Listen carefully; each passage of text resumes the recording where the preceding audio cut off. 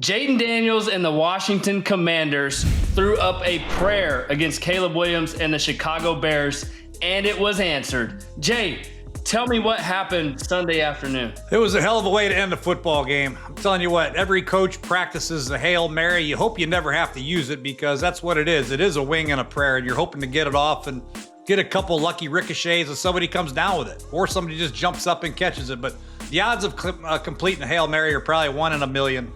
Maybe less than that if Aaron Rodgers is throwing it, or now Jayden Daniels. But really what happened was Chicago really gifted them into this opportunity, first of all, by giving them opportunity to reach the end zone to play before the Hail Mary. They gave Terry McLaurin a simple 12-yard out, which put them in Hail Mary range. They should have played the sideline defense, made Washington take the Hail Mary on the play before, and they would have had a much better chance of defending it because Jayden wouldn't be able to throw the ball in the end zone. But since Jayden was able to run around, give his receivers time to get in the end zone, we at Washington and Cincinnati, we always say we're going to meet at the numbers. I always want to have 2 jumpers, one guy as a trailer and one guy hanging out behind it for the ricochet. And it worked out perfect. Before we continue with the video, I have to ask one favor. Make sure you are liking, subscribing, and turn on those notifications. If you like this type of content, if you like hearing us talk football, hit that notification button. So every time we drop a video, it is coming straight to you. Jayden actually scrambled around, and the receivers for Washington started to move around with him. And then when they saw the ball get in the air, Terry was about at the 10-yard line. He was doubled up. They were pushing Terry out of the end zone. He couldn't get there. Other guys jumped up. Noah Brown hung out in the back, and it landed right to him. It was a thing of perfection for them. As for the Bears, not so much. They had too many jumpers, too many guys in front of the end zone, 2 guys on Terry at the 10-yard line going in. Tackle them. The game's over. Let them have it, but you got to have people in the end zone. But Chicago did was wrong all the way around, in my opinion. I mean, they rushed 3 guys, and they had a spy on Jayden. Like Jayden was going to scramble for a 70-yard touchdown. Eventually, TJ Edwards, you got to trigger eventually and go get the quarterback. They didn't have Montez Sweat in the game, their best pass rusher, one of them. Maybe he was tired, maybe he was hurt, I don't know. But I would prefer to rush 5. You still have 6 guys back, and you still play the pass. But now you're rushing 5, and you're going to make the quarterback hurry. He may not be able to set his feet. He wouldn't have the time to dance around like Jayden. Jayden held the ball for 13 seconds. That would not happen if you rush 5. So yes, I would for sure rush 5, some kind of fire zone, 4 strong, 4 weak, force them back into protection. We all know not backs aren't all good in pass protection. Make him block. Somebody's going to get free. Have contain guys on the outside to keep them in the pocket. And yes, for sure, you can't allow a quarterback ever 13 seconds to throw the ball. I remember a long time ago, 15 years ago, I had Rob Ryan and Eric Mangini as the defensive coaches in Cleveland. I was a rookie. And anytime every team practices these situations. You practice where guys are going to get in the end zone. You know, the numbers extended, where you get a jumper and guys around him in case you be ready for a tip ball. But Rob Ryan used to always tell me, we're never going to let you have this much time to throw. I'm going to rush you. I'm going to blitz you. I'm going to at least bring 5 guys so that you don't dance around back there and try to, throw a Hail Mary into the end zone, which is not going to happen. And I think there's a lot of coordinators in the league who take that approach. Obviously, Chicago didn't. But talk about the ball that Jayden Daniels threw. I mean, it was like perfect. I mean, a launch high enough for everybody to kind of get in position. Zach Ertz in the middle, jumping up, ball tips to Noah Brown. That was a thing of perfection. It was, and it's not an easy throw. Colt. I mean, some quarterbacks, they don't want to throw a pick, so they throw it out of the back of the end zone because they don't want to, have that passer rating go down. Some quarterbacks throw it too short, and guys catch it. How many times have you seen a Hail Mary caught at the 5-yard line and gets tackled at the 2? Quite a bit. That's what Jayden did not allow to happen. He threw the ball right at the 1 goal line. It's a perfect spot, so if it gets tipped backwards, we have enough room to catch it before it goes out of the end zone. If it gets tipped forward, maybe we can catch and lunge in the end zone like Terry could have done possibly. So it was a perfect throw. I mean, Jayden has done a lot of things right this year. I never thought I'd be praising him on a Hail Mary, but got to give him the Hail Mary now too. AQ and Justin, you guys like blocking for a Hail Mary? Yeah, it's miserable. It's miserable to block for because if you get beat, the game's over, right? So there's so many things. This is the one thing that you saw. There was 5 holding calls on that play. They're not going to call it. So at all costs, if the guy starts to beat, tug a jersey, pull back, get back in front, spin them back around, do whatever you have to do because they're not going to throw a flag.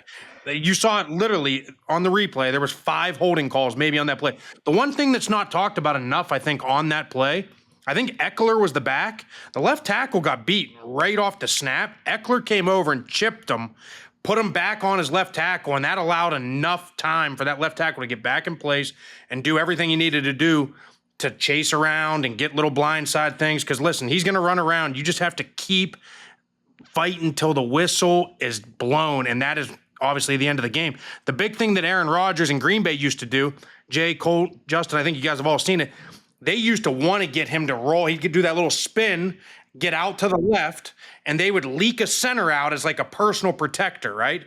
So the center would like just kind of like hang out, and then he would leak down the line of scrimmage. And then you have that little personal protector to get anything coming from the weak side or wherever, and then he'd get that deep launch. But it's definitely a tough thing as an offensive lineman because you're sitting there thinking the ball is going to be gone in 2 seconds to almost every other pass play, 2-3 seconds, right? And so now you got to sit there and block for 17 seconds and just keep going. You just got to fight and fight and fight. Last week, we talked about running quarterbacks. There is not a better time to have a mobile quarterback than when you're trying to run a Hail Mary as a quarterback. I was in Arizona, and we played the Buffalo Bills. Josh Allen comes down, throws a dime to Stephon Diggs in the back of the end zone, and the Bills go up, and we think the game's over. We have about 30 seconds left. Kyler Murray gets us to about the 50-yard line, and we have DeAndre Hopkins. We call a play. We try to leak me out to go try to protect. I'm seeing the back of the defensive lineman. I just throw my hands up like, hey, I'm not touching this guy, getting a block in the back. And thank God that Kyler Murray plays and fast forward. Like when you watch Kyler, he can get around and beat anyone. We saw it this last week in Miami. But I know we talked about running quarterbacks last week. I was very, very fortunate to have Kyler Murray make that play. And on the opposite side of it, AQ, I was in a playoff game in Green Bay where Aaron Rodgers hit us on that exact play. So it's deflating when you're on the other side. And we'll see how Chicago responds going forward. But that's a heartbreaking loss. The Commanders deserve to win that game. They outplayed the Bears throughout that entire game. Jayden clearly looks like he has the advantage in this matchup as well because it was a great game for him and that team. Yeah, I saw Jayden Daniels after he threw that kind of run over to the Chicago Bears sidelines and be like, "Are you sure you wanted that first pick?" Like kind of talking his trash a little bit. But on the flip side, Justin, I think it's a big momentum builder for the Commanders. So learning how to win a tough game like that, getting lucky on a Hail Mary, that's the type of play that can boost you for the rest of the season. Yeah, I mean, this is one of those games. Now they're going to play the New York Giants next week, and there's a game coming down the road where they're going to be playing the Philadelphia Eagles, and it looks like that's going to be for the NFC. Those are the two in the NFC East right now that are pushing for that. So I have that game circled on my calendar. The Commanders and the Eagles in a couple weeks, Lincoln Financial Field. I'll be there in person, so I'll get to see Jayden and make my final call. I know I went with Caleb Williams last week, but after seeing Jayden, he is as dynamic as they come. Want to win money watching football? With Underdog, you could win up to 1,000 times your cash just by picking higher or lower on your favorite player's stats, like whether or not your team's running back will score a touchdown this weekend. Millions of fans have won billions of dollars on Underdog. Will you be next? Sign up now to get a free pick for your first cash entry, plus up to $1,000 in bonus cash when you deposit.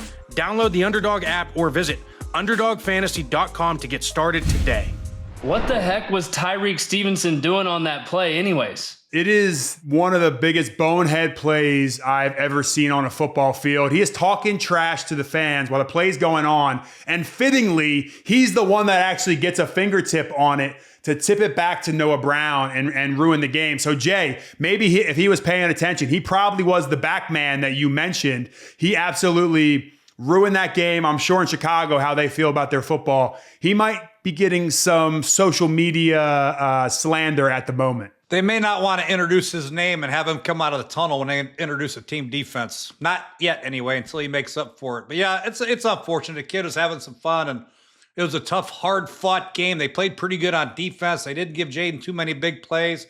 Got a little cocky, got a little excited, got a little out of position, gave up a little touchdown. Game over. It's a little touchdown. Sorry, man. What if you would have intercepted it? How sweet would that have been? That would have allowed taunting forever. Thank goodness it didn't. Now everybody knows, hey, don't taunt till the game's over, all right? Let's play till the final whistle Tyreek from now on. and everybody will be fine. But yeah, it's unfortunate to see a kid like that. He's young, made a bad mistake. He's paying for it dearly.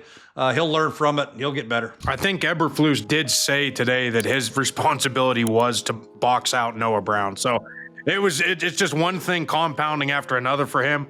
Tough break, young kid, he'll learn from it. They said he addressed the team today. 5'10" kid boxing out a 6'3" receiver. Good luck. Head coach, like, it wasn't my fault. It was that kid. It was that young kid I have on my team.